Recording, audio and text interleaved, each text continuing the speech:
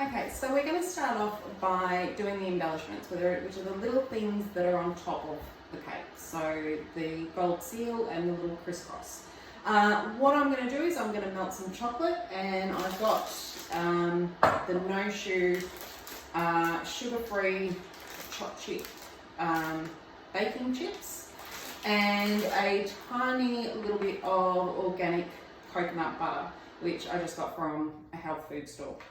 Now, you could use coconut oil for this. However, because my husband has a coconut intolerance, I tend to go for the cocoa butter, just to make sure that if he does decide to eat anything that I bake, because he doesn't have a sweet tooth, that he's got the opportunity to. So you can alternate and change if you want to. So I'm going to start by just boiling a little bit of water in the pan. Now the water only goes up to about there on the pot, and I'm just going to do that by pressing that and pressing boil.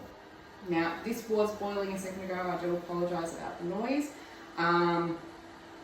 but it's the quickest way to do it, and it saves having to move the camera around heaps and heaps in my kitchen. So this was already pre-boiled, as you can see.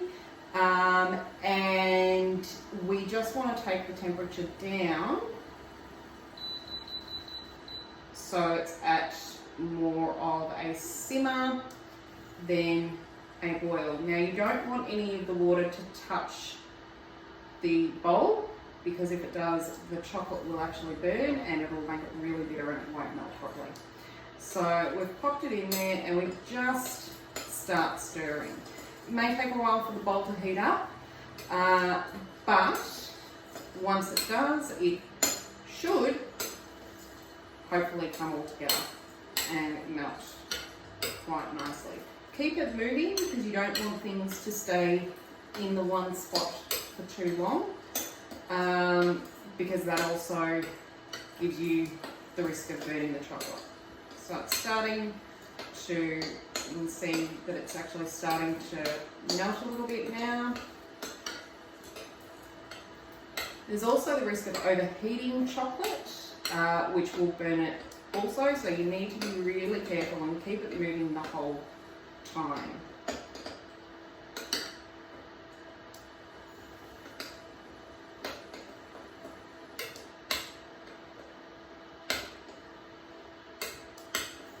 Now the reason I put coconut or cocoa butter in this is because they're baking chips. The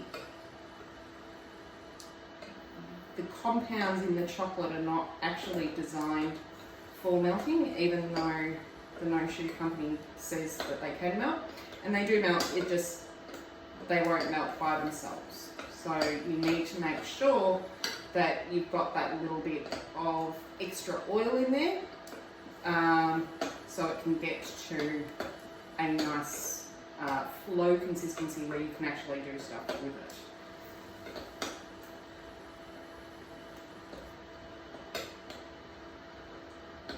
It's melting quite nicely.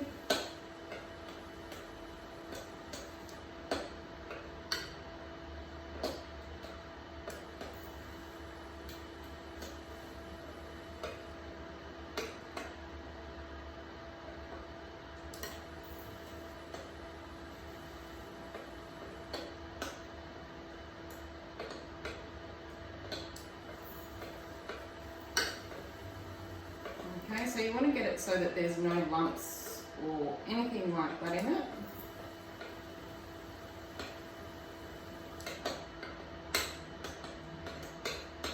And if you find that you've got it to the right consistency and then it starts to go hard and lumpy, it means it's overheated. So I'm going to turn that off, because that is at the moment the right consistency. And what I'm going to do is I'm just going to pour that into a small glad bag and just snip the end of it so I can pipe it onto the cold plate. Okay, so I've got the melted chocolate, and what I'm going to do is I'm just going to pipe it, put it or spoon it into a small Ziploc bag. You can use a piping bag if you've got one. I actually find it a lot easier to use a Ziploc bags because you can throw them out. I did realise that I didn't tell you the quantities of what I used. So with the chocolate, what I used was about 60 grams. So the whole packet is about 150 grams, and I used about a third of the packet of the chocolate chips. And I used about, I think about a heaped teaspoon of the cocoa butter as well. And you can see that it's a really nice consistency. What I've also got is I've got a metal tray that I've just covered in some baking paper, and I've had it in the fridge so it's nice and cold. The reason to do that is because when you're piping chocolate, you want to do it onto a cold surface, because if you don't, what will actually happen is it'll spread and you won't be able to do a whole lot of anything with it. So I'm just going to spoon that into the bag.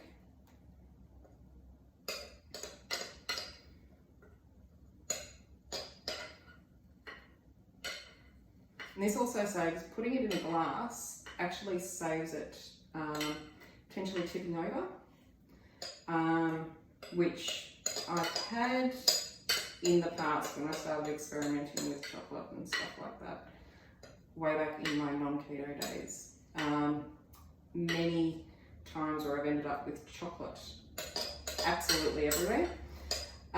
So what I thought of, and I only thought of it fairly recently, was if I could prop it up, that would actually be a lot easier. So I've just got like one of my little drinking glasses that I just put the Ziploc bag into at the beginning, and then go like this and do the Ziploc bag up, and then there's no risk of the chocolate actually ending up all over the place on your hand either. So what I do is I just very carefully snip the end of that, and that actually lets all the air that's in there out as well.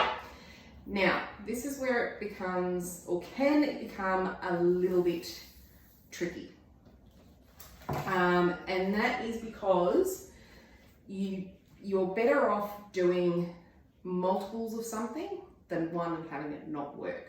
So if I'm making, say, 6 cakes or 12 cakes, I'll make 24 of the embellishments just to make sure that there's enough there to cover it, because they don't always work out.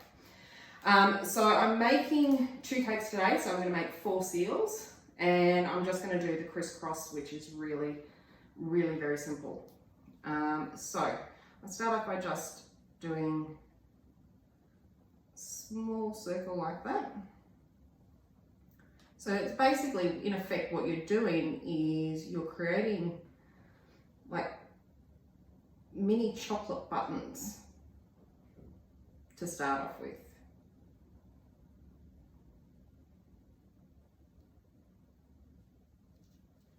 Okay, and then with the chocolate crisscrosses, it's really just as simple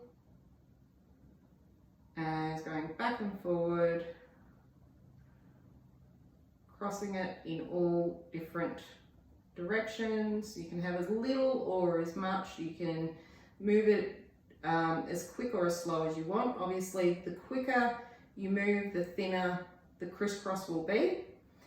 And if you squeeze too much, you'll get a whole heap of just a mass of chocolate, which is not really what we want either. So we've got those. We're going to pop them in the fridge for probably about a minute or so, just to get those buttons to slightly set before we put the seal on it. So yeah, pop them in the fridge and then we'll come back. Okay, so we've put these into the fridge for probably about a minute or so, enough for me to get hot water running on the tap, because what you need next is you need a seal. Now this is an old wax seal that I've had, and I've seen it done on Pinterest and that sort of thing, and I thought, you know what, how hard can it be? Apparently pretty hard. So we work with what we've got, and you know what, they still came out okay in the end anyway. So what we've done is we've put it in just to take the sheen off the chocolate, and then we're going to heat up the metal part of the wax seal, because that will actually remelt and give you that impression that you want. We don't want it to be overly hot. There's a nice temperature. I don't know what degrees that is, so it's sort of just has how you go. But you want it to be warmer than, say, room temperature. After you've had it in the water for a little bit, and the water I'm using is not boiling water, it's just hot tap water, and you make sure that you dry the seal off 100% from water, because you don't want any of the water to get on chocolate, because that damages the chocolate too. Okay, so what we're going to do is we're just going to pop that on and apply a little bit of pressure, and then twist and lift. Okay, it's that simple. You'll notice when your metal seal starts to cool down a little bit that they become a little bit harder to press. So once again, it's just a matter of twisting and lifting. Okay, I'm gonna wet that a little bit more, or heat it up a little bit more.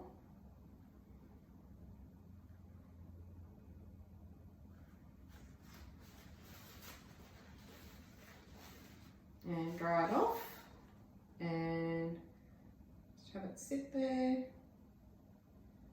and then you'll feel it because it sort of suctions to the chocolate, which is good because that actually means that it's melting somewhat. Okay, and last one.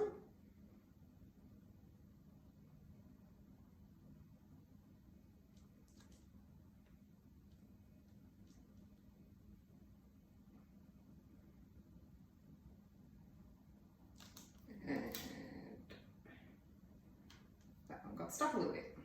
So, I mean, you can play around with these a little bit more until you're happy with the impression that it's left on top. I'm not too disappointed with those ones, so I'm going to keep them as they are instead of mucking around with them too much. These are going to go back in the fridge until they're fully set, so probably about half an hour. And then what we're going to do is, with a gold edible dust, we're going to spray the seals, and that will give us the gold disc that sits on top, and these will actually break up into 4 sections, so that will become the crisscross that's on top as well. Okay, we're going to go next to the filling of the cake, which is a white chocolate whipped cream. Okay, so we're back just after we put these in the fridge to get that cream whipped as soon as we can.